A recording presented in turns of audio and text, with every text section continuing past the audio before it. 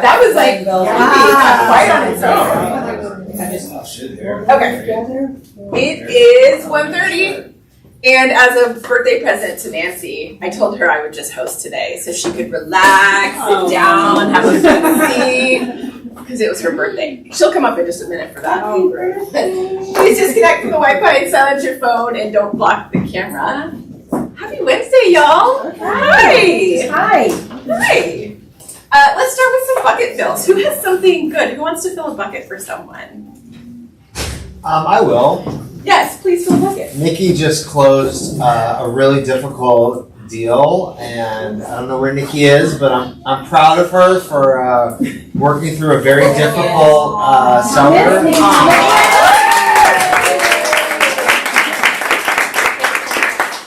Is that your listing, Nikki? Yeah. That's awesome. Congratulations. Thank you very much. Good bucket fill. Anyone else have a bucket to fill? Yeah, Gary. Since I started, I've had trouble finding someone to help me when I need a house cleaned before listing. And Wendy, she's not here today, I guess Wendy Zombra out of our office. She has a company called Albright Cleaning, and she did a really good job. Ooh. So it was cleaned. I wouldn't let this one agent from EXP, he kept wanting to see it, and I wouldn't let him see it until it was clean. So he was there right after it was done, and he's with his client, and he goes, "Hey, who cleaned this place?" Okay, so I'm hard to give it a You're hired, right yeah. Awesome. That's fantastic. Those are good ones. Anybody else have a bucket fill? I don't want to cut off the goodness, but those are two excellent bucket fills. Okay, let's dive in. Sorry. Oh, one more. For Ari, for holding the fort down while at mega camp and vacation and everybody. Yeah, good one.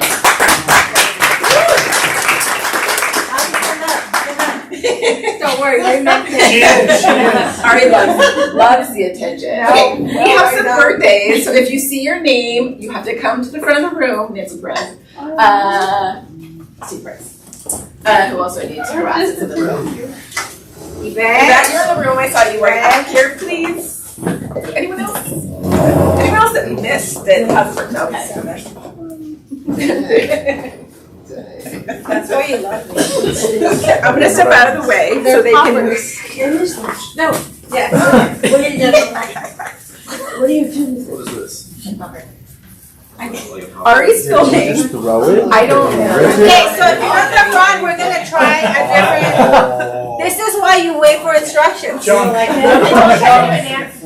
Okay, so we are not gonna do the regular poppers so that it's not loud, but you're gonna hold on to it, and all you have to do is just do the throw it. Like a rock. It will pop. It will be loud. Okay. It doesn't make a So you noise. like put No, it won't make a noise. Oh, the fort. You hold it, don't drop it. Okay, ready? I don't want to find out. Nancy, come on over here. Nancy, Here's Nancy, give me your phone. Let me just get one photo. Wait, you're supposed to be Put it in the photo. Yeah, I will do the photos. You go there. Okay, photo first. Okay, if anybody's doing these popper things. Okay, at the count of 3. 1, 2, Singer or popper? 3.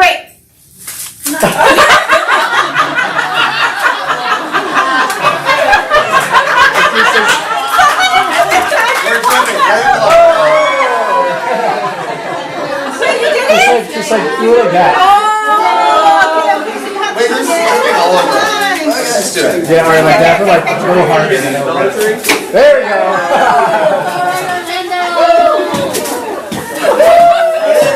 Oh no, it's on the camera.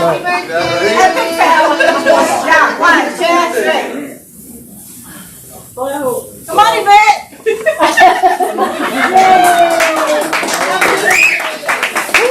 Yeah, watch your feet. This is what we get for trying to not make noise. We're going back to the loud one. We're going back to the loud one.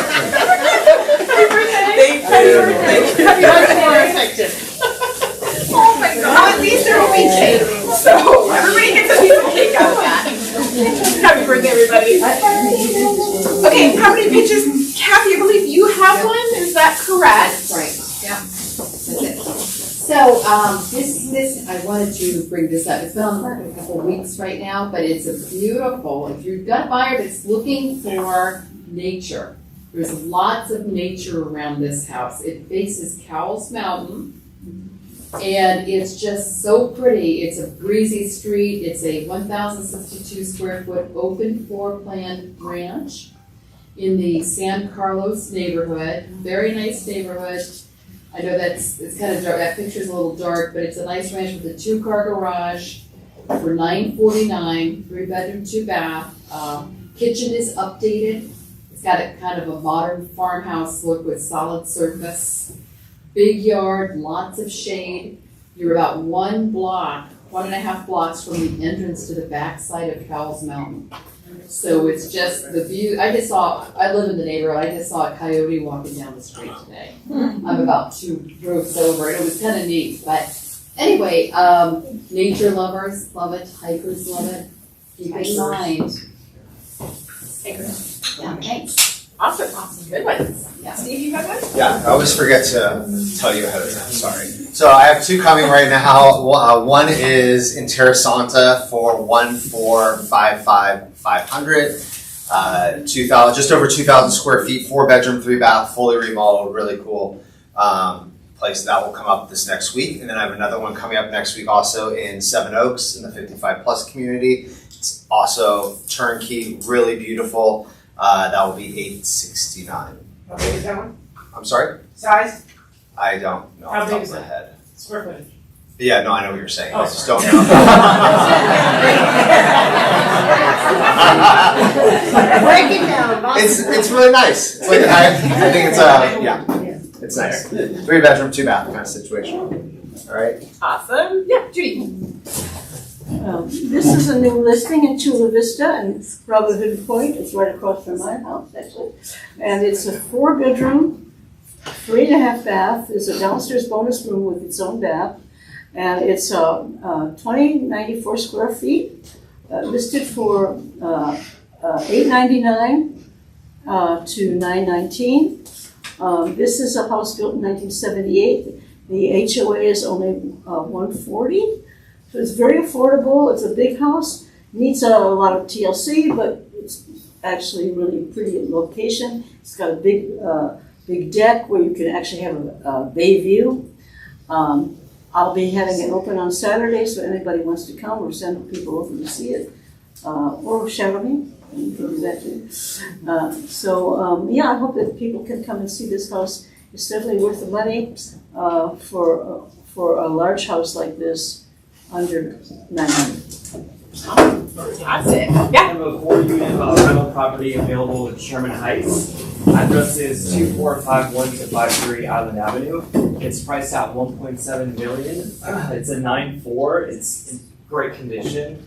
It's netting about $10,000 a month, and it was fully tenant occupied, but one tenant just moved out, so it will be available for viewing this Saturday and Sunday. Ooh, awesome. Very good listings coming up. Bridget, yeah. I've got a 3-bedroom coming up in Encanto. It's a cute place. Unfortunately, right before we were going to list it, they started redoing the streets. The streets are a wreck. We were supposed to list it in July. We're just pushing it back right now as we speak, probably to October. If you have a client that can, the streets are a wreck there. But if you have a client you think maybe could look past it, it is cute, and it's $699. That's a really good detached property price. And then I have another one coming up in Westwood in Rancho Bernardo. If you're familiar with that community, it's really desirable because it's the only one west of the 15 that does not have Melrose because it's an older area. This is a 2-story house. It is pretty much original, decent-ish condition. But it's going to be listed at a very good price, probably of 1.2. I need some time to kind of clear out the place and make it a little bit more show ready, but that probably will be coming up maybe towards the end of September. What would be the resale value on that if it's updated? Oh gosh. The other ones in the neighborhood similar are in the mid 1.3s. So it'll be a good one. Awesome. Listings. You guys are on it today. The bucket fills, the listings. Yeah. You're drinking the water from whatever tap you're drinking from. Love this. Mondays with Mark. You guys don't forget, if you have questions, Mark does so many transactions. If you don't know him, he's our compliance department. He deals with so many that if you have any questions about upcoming transactions, current transactions, this is a great time to get those questions answered. That's on Mondays. Next week, Lunch and Learn with Lawyer's Title. Is this at noon? Yes. Noon on Wednesday? Noon on Wednesday with Ryan, which will be before risk management. So that will be next Wednesday. Oh, look, I'm here from Escrow Partners. Hi. Hi. Just imagine I morphed into Escrow Partners. We love referrals. I don't know, you guys probably like referrals too. So I'm throwing this back up here because one of the things we've been working on with some of our agents is some of our most experienced agents that have done a ton of business may not have spent the time updating their Google business portfolio. And for us on Escrow Partners, we're realizing that the people that have left us reviews, it's actually really helpful. Even people that know and like you still sometimes Google you. So if you would like to leave us a review, you can scan this QR code or you can just ask us. I'm always happy to just email it directly to you. But we've had some agents that did this the last time we asked, and all of a sudden we're getting more hits on Google because I get to see the analytics on the back end. The reviews is really driving activity for us. So yes, please, and I'd be happy to also write you a review. I've worked with most of you, so y'all just let me know. And Kathy Jackson, we would like to celebrate your recent escrow. Congratulations! So they feature the deck today. It's like Kathy Day, I love this. So congratulations on your recent closing. It was a beautiful home. And then wanted to give you guys a heads up. I know we're a little ways out, but Noble's gonna be here on September 10th hosting an agent panel. So he'll talk more about that next week. Yep. And there'll be more information coming out about that. But for those of you that are planners that like to plan ahead, that's going to be on September 10th. And I know you guys always love to hear when we have top agents being interviewed and get kind of their real world experience and expertise. And then I'm just teasing down here that we have a Canva class coming soon. For those of you that know, I was away at Mega Camp last week, and there is a new partnership that's launching between Canva and Keller Williams. And we got to see some of what's going to be in that. It hasn't officially released in your command just yet. But I'm excited, and for those of you that are here today is stats. One of the things I was most impressed by in that presentation is the data visualization tools that they're gonna put into Canva are really cool. And I know I sound like a data dork right now, but they're very cool, and what I like about it is it takes these numbers that even when we sit through Ashley's stats, sometimes it's a lot of numbers. It takes that and it helps you visualize it in a way that people can actually go, oh, this is up and this is why that's good for me. Or this is down and that's why that's good for me. So I'm really excited about that. That'll be the next one, but come on September 10th for the panel. Broker Bob, are you doing Coaching Spotlight? I guess I am. Big shout out to Wendy. Wendy, are you in the room? No, she got her first listing.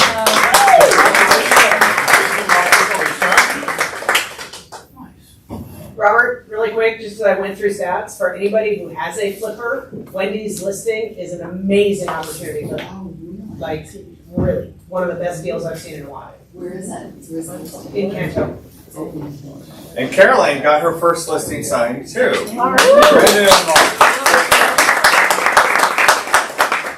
And then Marlon opened up another escrow on his own listing. Congratulations, he's in growth Alicia.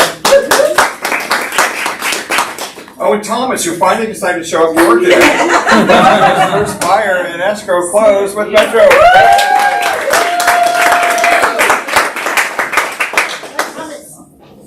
And since you're up here, Now it's game. what are we gonna do? Are we going to announce that today? We're gonna tell them? Okay. You guys are getting married. No, we can tell them. They're getting married. We're getting married. Congratulations. Get on your knees. Get on your knees. Oh, it went from knees to knee. All right. So that was a joke. No, but seriously, like, who was here back Does in he the not have the good same old hand days? motions I as do. our bowl coach? The bowl coach was doing this He must be an yesterday. East Coast boy. So who was here back in the good old days when Stephen was doing a little bit of scripts practice every now and again, right? Did anybody find that helpful? Yes. We're bringing it back. We're gonna start doing it Tuesday, Wednesday, Thursdays. Yes, so it's the second week after Labor Day, missing, because we have bowl till the middle of September. Yeah, we gotta kind of. So we're gonna do the Wednesday, Thursday for 2 weeks, and then we'll go Tuesday, Wednesday, Thursday following that. With Stephen? We'll be doing it in the mornings here. The two of us are gonna be leading it. Hello? It's a knockoff version. Steven's dead rest now. And yeah, in the mornings, we'll have breakfast and refreshments, and yeah. So hopefully, as many of you guys can make it and spread the word. We'll be announcing it officially. We'll call it language of real estate. Sure, whatever Okay. you want to call it. We're gonna be talking Do your pitch. about stuff. Yeah. So, what was I going to tell you guys about? I'm going to remind you guys that we have a buy before you sell program in place at this point. If you didn't hear me speak about it before, if you have a buyer with equity, with 20% equity in their property, and they have 15% down on a new property, we're disregarding the monthly payment on their current home, and they can just list that house within the next 60 days. Okay? Say that again?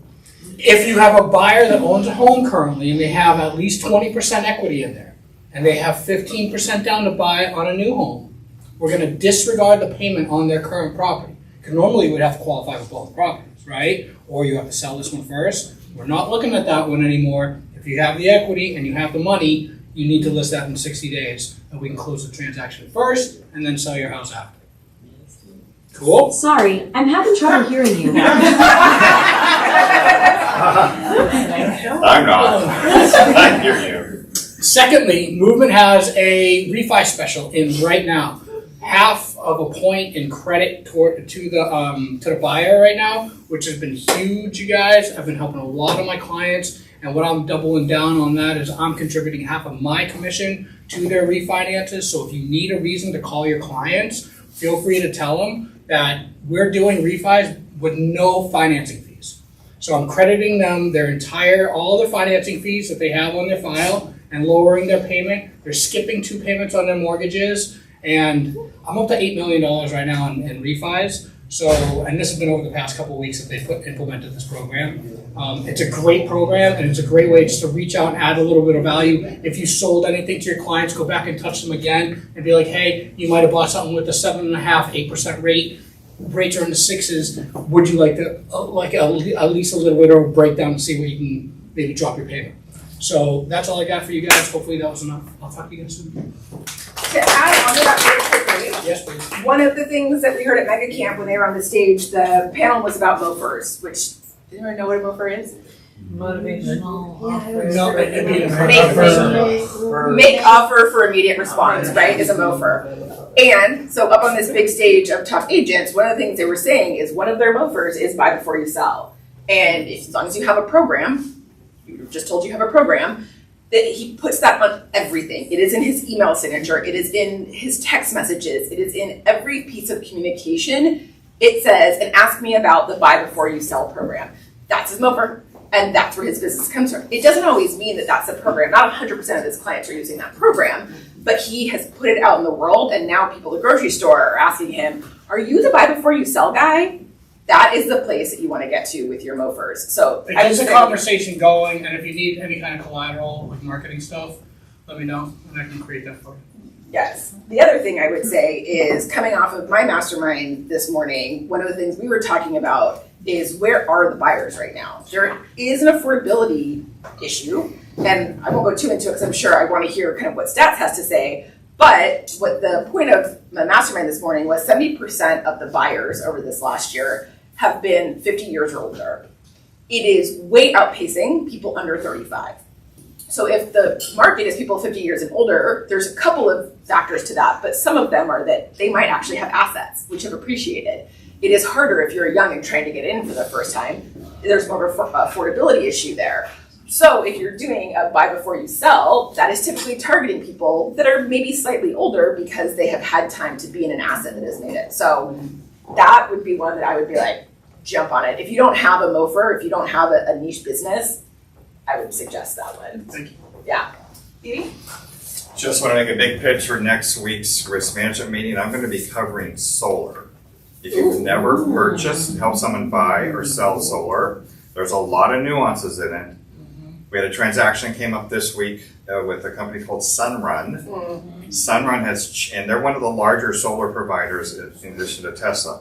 They have changed how you do the buyout, and that popped up in the transaction that presented an issue. So you'll want to come and learn next week about how to navigate through a solar transaction so you don't end up in a situation. And then we'll also cover timelines. Like when you remove contingencies and what the difference is between day and days. And if a contingency falls on a weekend, do you have to remove it? I got that question today too. That's it. See you guys next Wednesday. Awesome. So come on in if you need a seat while we transition over to stats. Chairs back here. I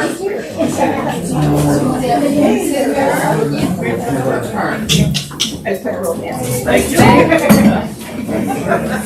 Oh, this is a mess. I know. We're going back to the lab. I just want everybody stripping or tripping.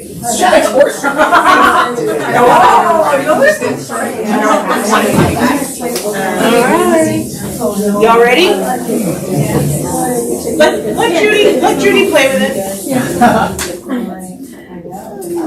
All right, you guys ready?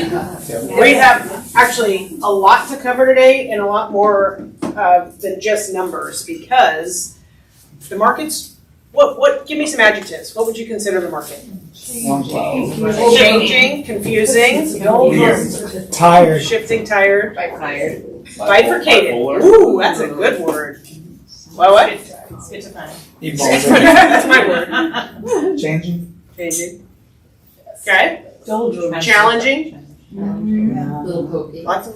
So I personally have been having a lot of meetings with a lot of different providers, service providers, to help make life a little bit easier for you. Hopefully, loosen up some inventory, get you some more buyers that can really go. And I'm gonna drop a little information on those today. We're gonna roll many things out over the next probably month. And it's a little scary to me because we have Bold going on, and most of the people in this room are actually coming to Bold, and that should be what you're focused on for the next 4 weeks, 5 weeks. And yet we want to make sure we've got you staffed to the end of the year so that we continue to build your momentum and don't lose it. Cool? So as I go through, I'll probably pause, go back to my notes, and tell you some of the stuff. First thing, because I see him at the back of the room, write down Friday, September 5th. And I know Ari and Nancy and Robert will probably freak out because they don't even know I'm pitching these things today. But Friday, I asked you on the date and you gave me the time, so you know that. Noble's dad, Noble, wave. How we doing, everyone? So for those of you, most of you don't know, Noble's dad is kind of a celebrity. It's a long time, his mom too, and his dad is in the process of writing and publishing another book. It's called The Energy Quadrant. And he is going to come for free and do a 2-hour class for us at noon on Friday, September 5th. So as a first announcement about that, we'll be pushing it out a lot because he's coming from Atlanta. We want the room full. And honestly, Sean, his name is Sean, and he's kind of been, don't tell him, but he's been one of the people I've idolized for a long time. So don't tell him. Don't tell him. He's just awesome. Really awesome guy. A lot of great information. So don't miss that one. All right, before I go to the next slide, what's always my first slide? 90 days from today. Oh, that's for the day. Yeah. So I want to switch it because I got to tell you, when I pulled this up this weekend, I went, oh my God. So 90 days from today is where we are at on the real estate closing calendar. Meaning what you're doing today will show up in your pocketbook 90 days from now. Thanksgiving. I literally, I didn't see I that. couldn't breathe. So next month when we get together for stats, what's it gonna be? Christmas. How many of you have Christmas presents to buy? That happens the day after Thanksgiving. You may, well, you're gonna need some money to do that. So get busy now. That's right around the corner. You know it's gonna be here like that. And we're gonna keep you busy as we can in office until that, because truly, we need to get momentum on everybody's side. Okay, so KW highlights for last month. Highest number of listings closed in over a year. Now, if you've been coming to stats, that shouldn't be surprising, because guess what also has been up? The number of listings coming to market. So we're moving them. I know not as fast as a lot of you would like to see them move, but we are moving them. Closed volume was up 6%. It is up year to date 6% over last year. So that just tells us the price of everything is going up. No surprise. Listings sold up 19% over same time frame last year. That's huge. Huge, huge, huge. And closed GCI, meaning the money you all made, was 1.1 million, which is good. Anytime it's over 1.1, I'm happy. It means you guys are making some good money. Now, here's the challenge. It's a rhetorical question. Actually, I want you to think, if you haven't closed a deal this year, or let's say in the last 60 days, what can you do in order to close a deal the last quarter and a half of the year? Because the majority of this money, honestly, is being made by our capping agents. And I need you all closing deals so you all stay in the business. That's my fear right now. We are seeing the haves get more of the market, and the have-nots aren't yet in the market. We need to get the activities in place so you guys can start closing some buyers and sellers. Cool? It might seem a little more stern the next 60 to 90 days, but it's for your benefit. It's all related to your activities. All right, next. This was as of yesterday morning. Honestly, not much movement compared to last month. The last 2 months have been pretty stagnant compared to the first 6 months of the year. It's very, very interesting. We haven't seen, look at this. These are accurate. I checked it 3 times. This month, yesterday morning, exactly the same. I mean, that's consistency. Okay. Had a little bit of movement in the other numbers, but nothing statistically relevant. So that's for houses. Here's condos. Kind of the same story. All right, let's go to the price points. So through the end, just so everybody remembers, this is data through the end of July. We don't have August numbers in yet because it's only August 20th. So through the end of July, we've taken 12% more listings than we did last year. And I've been predicting that at some point, the sold number will catch up, but we still haven't. So the difference between those two numbers, typically in San Diego, if we list it, it sells. Yes? And yet this year has been slower, which means buyer demand is down a little bit. It does not mean we're in a buyer's market. And I've liked a lot of the conversations I've had over the last month, because there's a couple people in the room even who challenge me that we're in a buyer's market. We're not in a buyer's market. There may be, I literally found one. I gave it to Debbie yesterday. I found one buyer's market in San Diego County. Now, I didn't pull every zip code because, my God, we have a lot of zip codes, but I pulled like 30 zip codes, and I printed out, I think, 6 of them yesterday. But out of 30 zip codes, I found one that's a heavy buyer's market. Anybody want to guess what it is? Downtown. It is not downtown. Who said downtown? I thought it would be because of my conversations with Claudine. It's not. That's a balanced market, though, and we haven't seen a balanced market in a very long time. Downtown balance? Yeah. According to their numbers, which means 6.5 months of inventory. Rancho Santa Fe. I knew that. I knew that. One. Then Coronado wasn't even. So we feel like it is, but when you actually look up either by absorption rate, which we get to, that's what I give you guys, or months of inventory, one market. The rich are so rich. Huh? I said the rich are The rich, well, we'll see. We'll get to the absorption. Anyway, I don't think we're going to actually end this year in positive territory in terms of numbers of sold. I think it's going to continue to be kind of where it's at right now for lots of reasons. But Gary Keller actually said this, two things last week in his updated state of the market. Number one, NAR is predicting that we will, as a nation, national real estate, close fewer than 4 million homes, which has not happened in my entire career, and I got in the business in '99. So it would be the slowest in terms of units sold, residential units sold in my career, and we're just showing the same thing. Okay? The other thing he said, we know interest rates have been challenging. I'm going to pitch something in a second, so clue in. Interest rates have been challenging because if people have bought and they've got a 2.5% or 3% rate, they're going to stay until rates come down, probably somewhere in the 5s. We thought this year we would see a lot of interest rate reductions. Have we seen that? No. Will we see that? I don't think so. Some people are predicting we'll see it in September. I think we're going to start feeling inflation in a big way, which means we won't see an interest rate reduction. So I'm at least business planning for the fact we're not going to see rates come down. So here's the pitch. Oh, so that's impacting this. The other thing that's impacting this is the unpredictability in everything. When people don't know what's going to happen tomorrow, whether it's new financial policy or tariffs or any other thing that could be going on, they're less likely to make big decisions because they can't predict where they're going to be in 60, 90, 120 days. Does that make sense? Yes. Which is depressing the demand.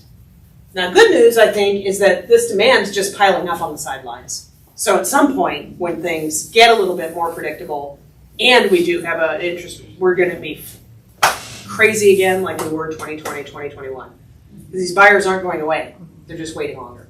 Make sense? All right, so here's the pitch. One of the companies that we've already had multiple meetings with, Robert has also been on them, so as the broker, he's vetted this company, is called More Seller Solutions. And I should have checked. Is there anybody in the room? We connected some of our agents with them directly. Did you talk to him? I talked to him. Okay. I was supposed to do a follow-up with him, but I talked to him once. All right, Bridget, were you able to? So what this company does, the guy's name is Ryan, and he's owned a mortgage company for years, and you'll appreciate this. Starting in 2022, they went through massive layoffs, and he loves his people like I love our people. And laying his people off with knowing they had no other mortgage company to go to was just breaking his heart. So he started to research and ended up putting a new company together in late 2023, and so now they've had 2 years of doing seller finance deals. What they do, just so you know, my first step with them, outside of getting my head around how it works, was to send them all of our listings. And I sent them 54 listings that you all have. 48 of our 54 qualified for this program. That's a really high percentage.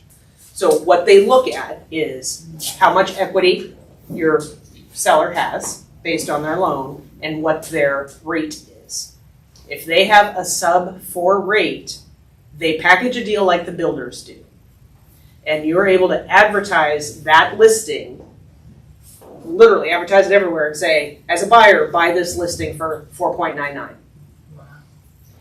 Because they take the current owner's mortgage, wrap everything, put it in a trust so the loan isn't called due. So that loan stays in place, and then they just add another loan on, basically on top of that at 2 or 3% more than what your current seller's mortgage is. Everybody following me? Market and advertise with. What does that do? They're actually a seller who wants to do that. You still can advertise it. So will it get you more buyer leads? Yeah. Will it do this? And Ryan really likes us. So we won't have exclusivity forever, but we will in the short term. Okay. Yes. They'll still. Yep. And they do it all for 1%. So they have the attorneys who will write the documents. You guys get paid just like it was a regular sale, because it essentially is a regular sale. And we'll be I'll have him on a Zoom from Texas, because he's in Austin, to explain it to all of you. But he wanted to wait, because they usually roll it out by first getting some influential agents to get their listings on first. I'm like, we don't have time to wait. We got listings that aren't moving that this would change the landscape for everybody. Yeah. Is there a cap on the price? Nope. List price? No. It's awesome. It's an awesome program. So that will help with some of this, because the buyer demand is what's down, because They can't afford it. If they can get a 5% loan, that opens up a whole new world for you guys. Yeah. How do they get paid? I'm sorry, I'm confused. How they So get paid. if they package the loan, Okay. and in almost every case, the buyer does have to have 20% down. Out of that 20%, the company makes their 1%, you make your commission. Everybody gets paid their commissions up front. Yeah. Can we use this for buyers as well? I mean, tell the buyers we have this way to do this. If you can find a listing that fits that, absolutely, and the seller would be willing. Yep. You know, we're all kind of chewing on it at the moment. Yeah. But do any of you have like a catch line for it? Like is There will be so much marketing that comes out with That was it. a lot to like Yeah. figure out how to tell someone. They've been doing this for 2 years, so literally it is, we're gonna plug you in. I just wanted to kind of make the announcement now, that's coming. And you need to be, can't be one of those emails you just go, oh God, we get so many emails, we're not reading it. That one's important. Okay? Are there any negatives to the seller? Not every seller's gonna wanna do it because they're gonna want all their money up front. But no, what I appreciate most about it is when they do this, because they're a loan company, by the way, they're not in competition, they will work with Ed. They will work with any lender we have in-house. They're not pushing they're literally just trying to free up this inventory. Of course, they get paid that 1 point. But what they also figured out was because of the way it's structured, the income they're getting, the seller, who's doing the seller financing, is getting, can be used to roll into their next purchase. So they're not stuck. Taxes. So if they're not getting a lump sum, then they're not paying taxes. For the 3 to 5 year, it's usually 3 to 5 year period. 3 to 5 years. But more info to come. Planting the seed. If you have somebody you're like, I need to know more about this now, text me today and I'll get you in contact with them. But that's a huge priority for us right now. All right, next, here's our absorption rates. They are still much lower this year than we have seen in the last 10. However, even in the luxury price point over 5 million, hasn't been anywhere near 30% since 2008. It's usually still 50 to 65%. So this is significantly off, but that's still a seller's market because the percentage at which it would be a buyer's market is 15. So if it was a 15% absorption rate, would be defined as a buyer's market. We're nowhere close to that yet. Now, when you look at Rancho Santa Fe, they are. But it's nowhere else. When do you think they came up with that 15% number? Because that's so, if it was a long time ago, at some point it needs to adjust. Well, what the I price. liked about what I did this time is because I keep getting the pushback, and I love the pushback, guys. It makes me get better and find other data sources. So not only, I didn't include it, because of what I did just for Debbie yesterday to print off those specific neighborhoods. But RPR, you guys familiar with RPR? Yeah. I don't like the RPR link that's connected to every listing. I think that's too mindless. I would encourage you go actually into the tools in SDAR and get to the NAR website there and do your research, not attached to a specific property, but on your own. That's where I pull these numbers. And where they define, they don't use absorption rate for buyers versus sellers market, they use months of inventory.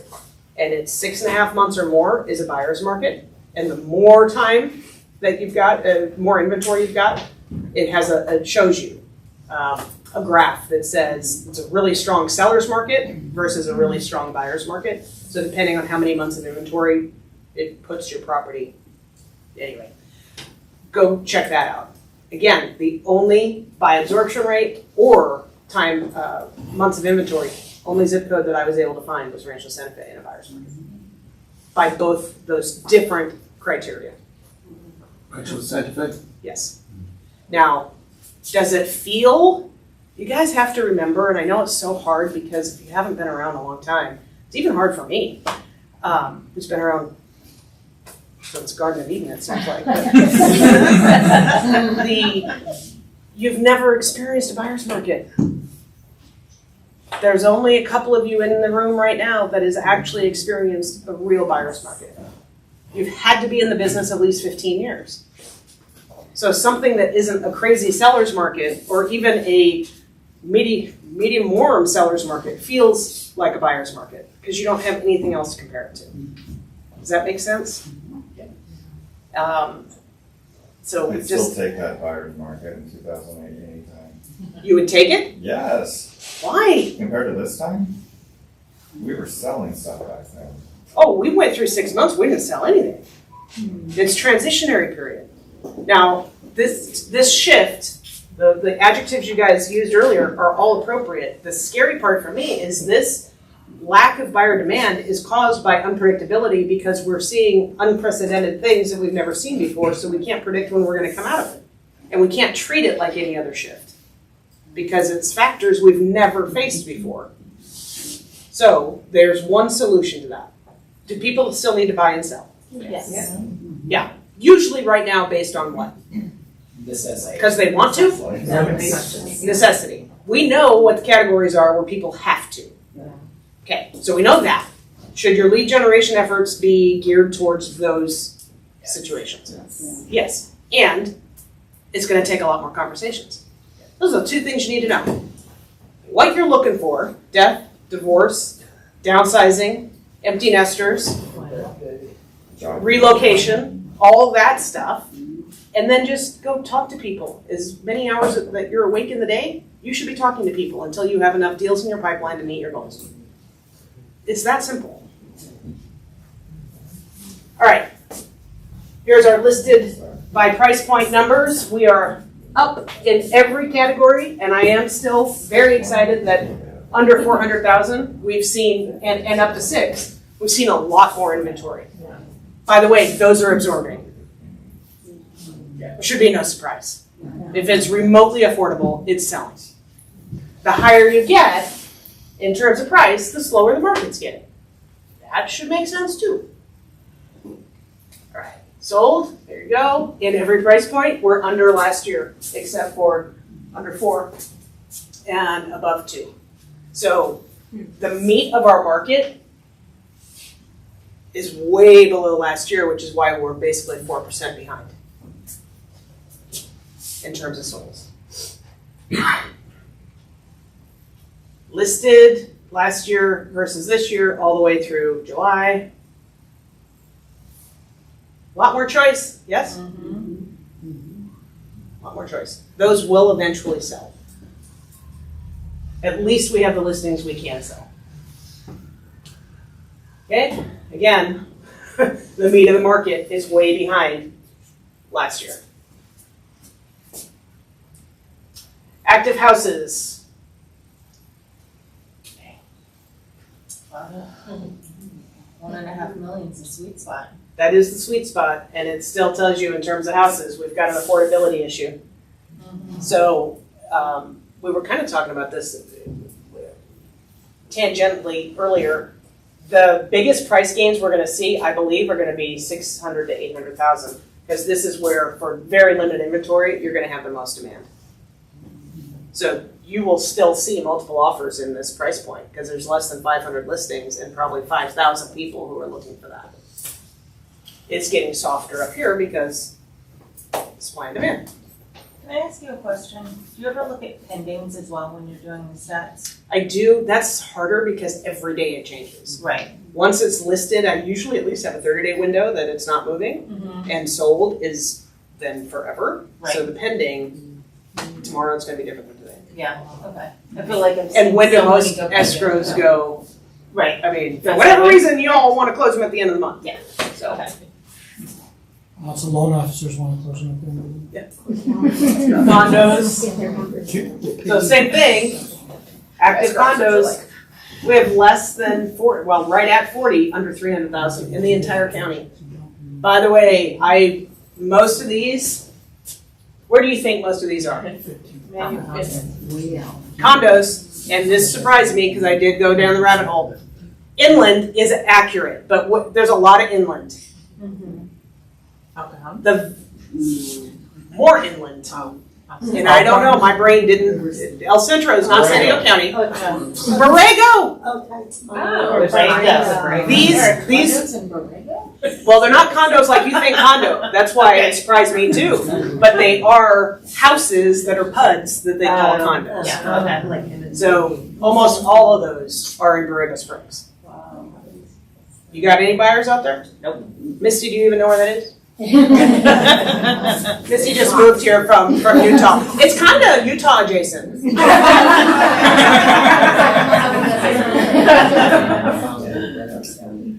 All right, so here's the number of new listings. Every mark represents a July. So again, for me, kind of a long range look compared to the last 2 Julys, I'm really happy about this number. You should be too, because if you don't have the inventory, you can't sell the inventory, at least we're getting the inventory back. And in the top 2 years, we're still way off 2020 and 2021. And pre that, our norms, just our norm baseline was rarely under 3,500. So I think this is healthy movement, even though it doesn't feel great in the moment. Actives, up, anybody surprised? But they're not up as much as you would think from some of the panic I hear from you guys. Because if we're at 3,900 homes, it wasn't that far off in 22. And what happened in 22?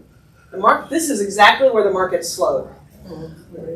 Because it's when rates spiked. So, and then prior to that, look at where we were. Now, here's just kind of the silver lining. We were selling a lot more real estate when we had more listings.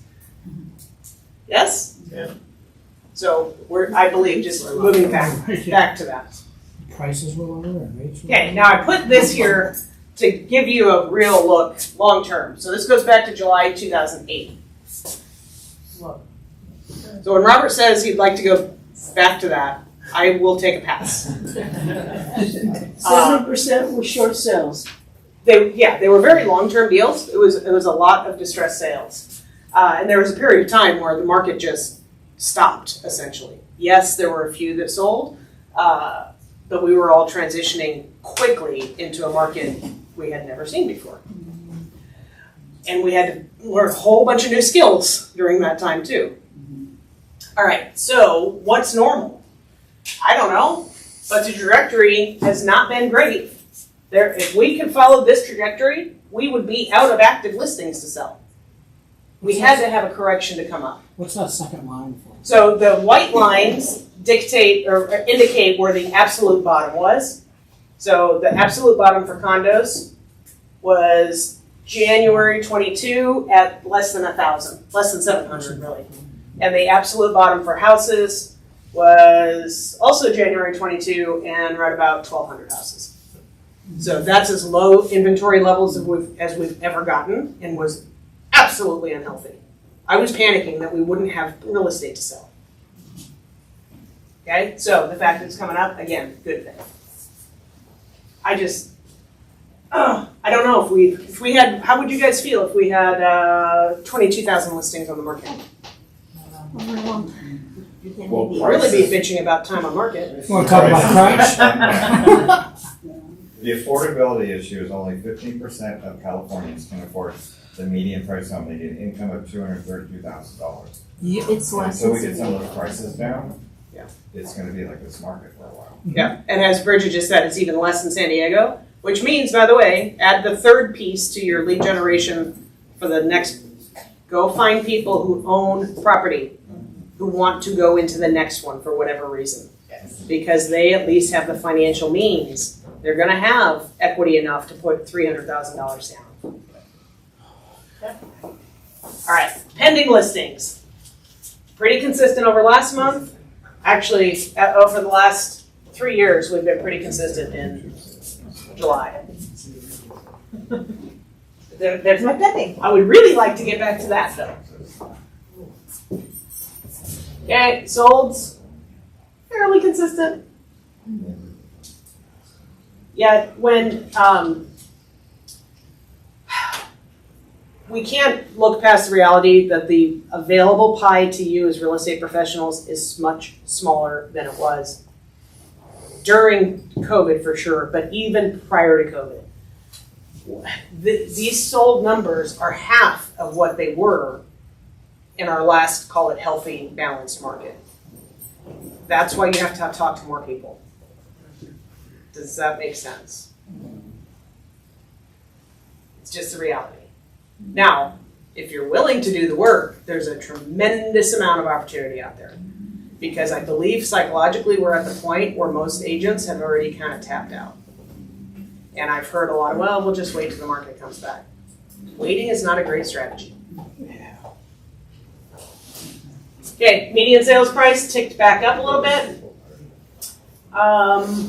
You've got your 10-year gains. On condos, it ticked down, and I went and looked at this, because that's not a tick, actually, almost $50,000 versus last year. We had a lot of cheap condos sell in July. Remember the numbers of condos in Burrito Springs? But those weren't on the market. We haven't had affordable, cheap condo inventory for quite a while. And I don't know what the factors are that brought a lot. Probably some of the HOAs that are in distress, I guess. But no, that's what brought this down. And we had fewer luxury condos sell. Okay. So this isn't saying if you looked zip code by zip code that you would see a decrease in the median or average. But overall we did, because we just had cheaper inventory sell and less luxury inventory sell. And same thing for the average. All right, median active market time, no surprise. I told you last month, expected to go up, and it did. And from now to the end of the year, this will probably go up every single month. So what does that tell you? Keep an eye on it.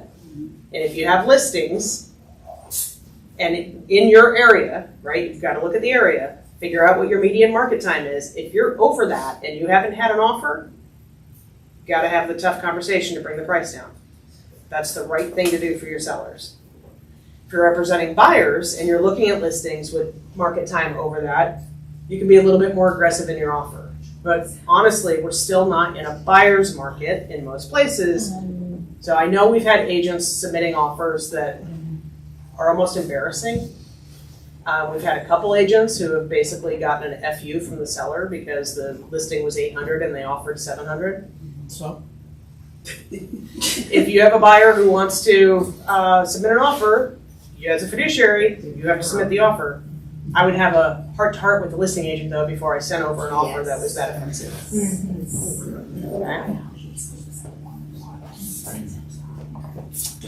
Months of available inventory, and I predicted it last month too that condos would go over 4 months. We just ticked over 4 months. So in our condo inventory, if we really went and distilled different zip codes with condos, we could probably find some buyer's markets. Now, I wouldn't take the time to do that unless I had an upcoming listing or I had a buyer in an area looking for that. But certainly if our full months of inventory is over 4 months as a county, do you think there's some zip codes that's over 4 months? Maybe over 6 months, maybe over, yeah. Houses, they're staying pretty steady, 3.2 months. Now I put in here, back before the market got switched. So 2020, 2021, crazy real estate market. We were talking about it earlier. This is the market where we would get 40 offers in the first day it was on the market. That was these 2 years.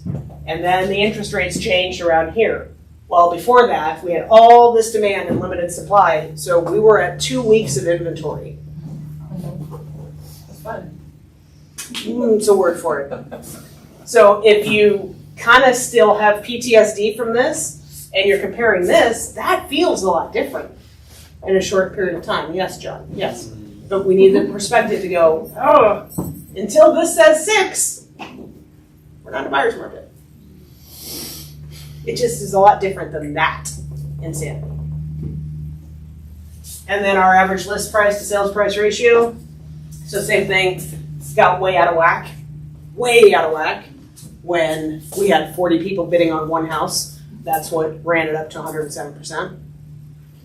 And now this is healthy. I just always want to remind you, 96 to 100% original list price to sales price is an incredibly healthy place to be.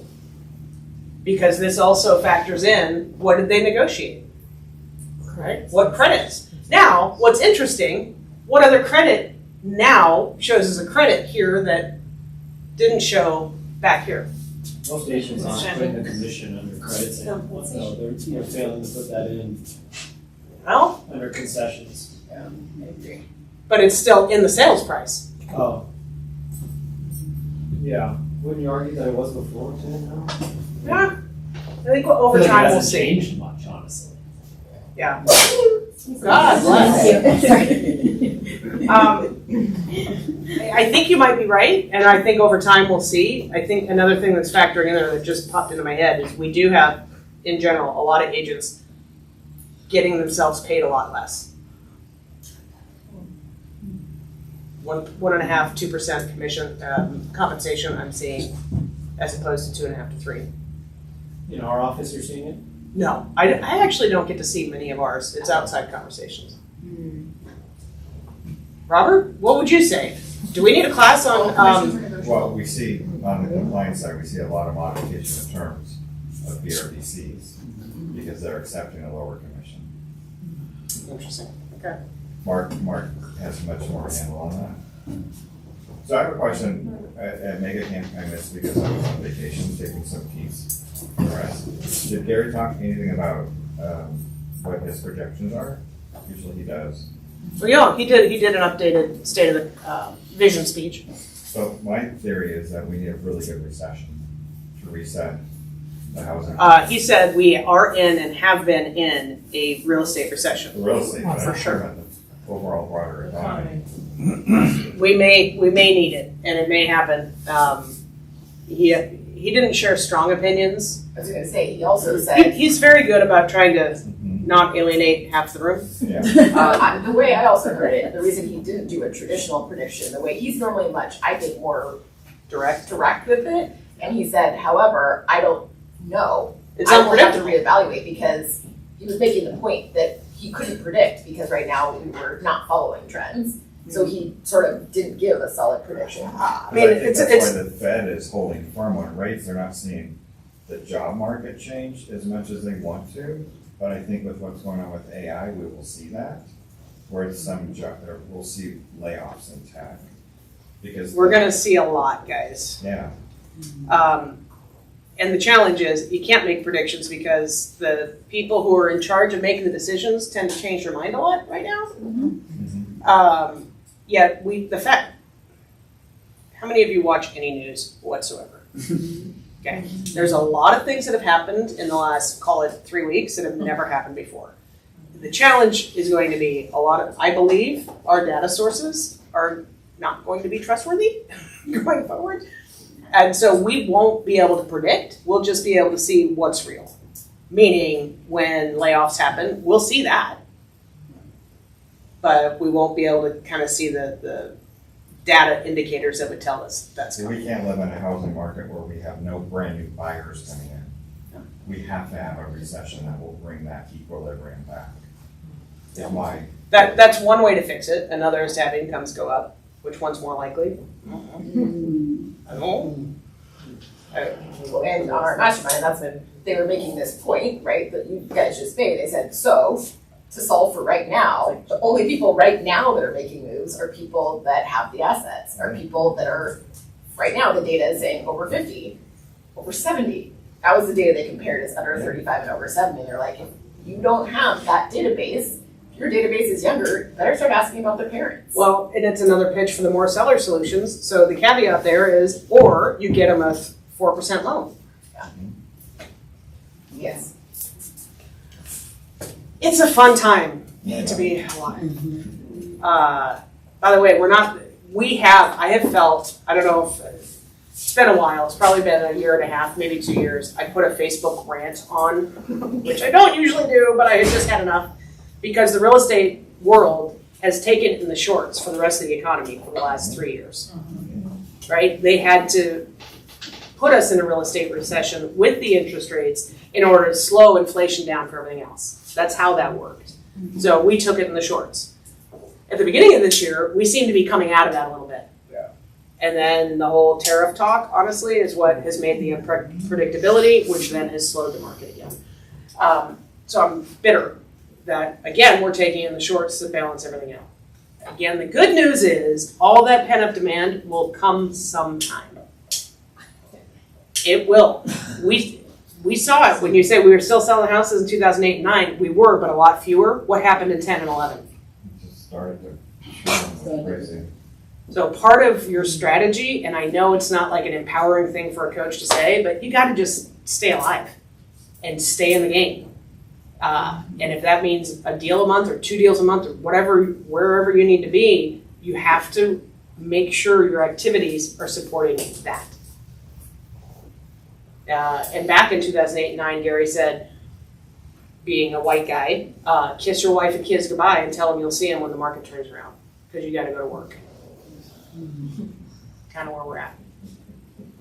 Just real quick. So, Robert, when you said somebody's remark was what's going on in AI, is that saying that AI is kind of driving some of the layoffs? Yes, for sure, 100%. Right. It already is. College graduates have passed the point where they're not having any job offers, so they're having a hard time finding employment, which is typically tech and finance. And that there was a curve that they talked about that they went above that curve that they haven't seen in a while. So if college grads aren't getting new jobs, it will eventually happen. And I just believe a recession is what's gonna reset and rebalance where people can afford to buy houses now. I can't afford it. Brand new people. We will see. Interesting times. So one more thing. What? Yeah. No, I keep going back to, John was like coaching me up earlier today too, right? Because the other thing is, if you do have a buyer that can't afford it and they are in a position and they're the ones questioning, but what if it keeps going down, which I've been having conversations with neighbors. The thing I heard on stage that was helpful and that John reminded me this morning is, if somebody told you right now, would you go back to 20 years ago, to 2005, and would you buy some property if you could? Knowing what you know and where it is in 2025. And I was like, well, of course I would. Yes, because over 20 years it's going to go up, like any point in history. So to remind myself, I bought last year, my model matches on the market, and I keep seeing the price reductions, and I'm having heart palpitations. And John was like, don't forget, stick it out. I didn't buy it for 1 year. I bought it for that long term. So if you have a buyer that's like, or a seller that's like, but what, yes, and you're in this market, like you still need to do the transaction that makes sense for where you are. You can't hem and haw over it because any of these changes are going to be longer term. Well, and I love everybody's input because the reality is, honestly, more so than any other time I've been in business, we don't know because of the unpredictability. But I would say, even though, Robert, you're saying like a recession, it would make logical sense in a world that was predictable that we would need a recession to fix this. But we're not in a world that's predictable. And the numbers still show us, we're actually under the 4% trend, 6% trend line. Yeah. So it seems insane that only 15% of people in the country can afford to buy, but we also have different sources of income that didn't exist 10 years ago. Yeah. Where likely that's gonna fund. How many people have had a buyer with crypto? One? We're gonna see a lot more than one. So there's just things that are going on that are changing so many of our baseline dynamics. I was just thinking, how long does a recession usually last? 7 years. I mean, by the time you come out the other end. So if you're planning to be in your house for 10 years or more. Well, the other thing is, are rents going down? No. A little bit, not enough to, so you still have to live somewhere. Have an investment, have a place to live. There you go. All right, so going back to you, this is now back to July 2007. So 2007 to 2025, I did the math. We lost almost 30% of our value in a 2-year period when the market crashed. How many years of fake loans contributed to our overinflated market here? And then we hit the recession. 2 years took us another 10 to get back to the same value. But none of those pre-existing factors exist now. So we've had this steady run up. Now those really straight lines, that was something unpredicted, which was COVID. But when you look at the slight correction we had, we really are. We're not overpriced. God, that sounds horrible. Because it feels like we're overpriced. But when you look at the long arc of history, we're not overpriced. Now, what my opinion, of course, if you don't know, I'm incredibly liberal and progressive. So I think we underpay people. I think that's more of our issue than this. Now, the challenge is when inflation hits, it's gonna make everything. Anybody see my post last night? Yes. Mm-hmm. That's like, it's not a luxury item for me. My gin is up 13% over last month. I get to do my Costco run this weekend. I'm gonna guess that I think 3 ribeyes at Costco was last week. I don't. Wow. What's in a bottle of 76? 76. $95. What? 3 ribeyes. I said I can't eat beef anymore. Now that's not tariff. I don't know if you guys know. I actually at Mega Camp I spent some time with a female agent who's also a farmer, a beef farmer in Colorado, and she's stoked because they only have 150 head of cattle, and they're getting so much per pound it's ridiculous. But that's a whole different It's a 50% tariffs on Brazil, so we get a lot of beef from Brazil. So it's gonna hit. It's hitting as we speak. If anybody wants to take me to a steak dinner, I'm open. I wasn't going to go with $30 ribeyes. How many of you have ever shopped at Dollar Tree? Hey, it should not be Dollar Tree anymore. It's $1.25 Tree now. Which $5. $1.25 is still freaking cheap for most of the stuff you're going to get in there. But do the math. It's 25%. Yeah. Already. So, point being, so now and you guys are 5 minutes over.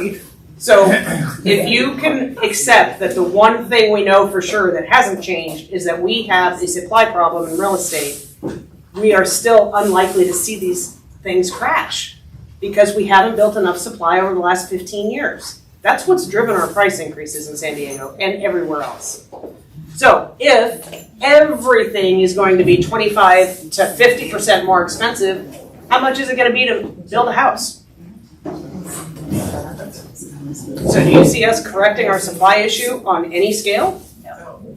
So if our demand doesn't absolutely reset and our supply can't increase, what's going to happen to prices? So here you go. Haven't changed this. This is the same I did at the beginning of the year. And just to go quickly, oh, don't worry about these. I should have taken those out. I put these in you guys can read them because you're going to get the slideshow. But essentially, those are supporting what I was saying. Our prices are going up. And they're going up nationwide. They're just still going up at a faster clip here. Supply and demand. Except in Austin, Florida. There's a couple markets, but again, they have different local dynamics. And I personally think that, I can't give you any evidence right now, but just with what I personally get concerned about, 2 things over the next 5 to 10 years are going to impact this. Climate change is one. And then, again, Misty and I kind of talked about, I think we're going to see, so climate change in the sense that people are going to migrate based on climate, right? Meaning people who are in southern states that have gotten hit over and over and over and over again by hurricanes and floods are likely going to move north. Going to have to. So that's going to put pressure on northern, and maybe on us. There'll be some that move here. I think we're going to see political migration also. We are at a very interesting time, and it's going to be at least another 3.5 years of interesting time, and we're seeing it. You guys hear about people fleeing California. What about the ones fleeing to California? So I don't think we're going to see a decrease in demand for both those reasons. We have a great climate. It's not predicted to be hit as hard as some other places because of climate change, and we have a great political climate for a certain group of people.